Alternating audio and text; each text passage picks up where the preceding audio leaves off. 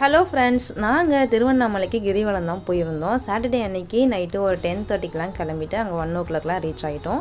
அதுக்கப்புறம் 2 o'clockலாம் வந்து நாங்கள் கிரிவலம் போகிறதுக்கு ஸ்டார்ட் பண்ணிட்டோம். போன மாதம் தான் மழை பெஞ்சதுன்னு பார்த்தா எந்த மாதமும் பார்த்திங்கன்னா மழை தான் திருவண்ணாமலையில். நாங்கள் கிரிவலம் போக சொல்லுவோம். நாங்கள் கிரிவலம் முடிக்கிறதுக்கு பார்த்திங்கன்னா காலையில் ஒரு 7 மணி ஆயிடுச்சு.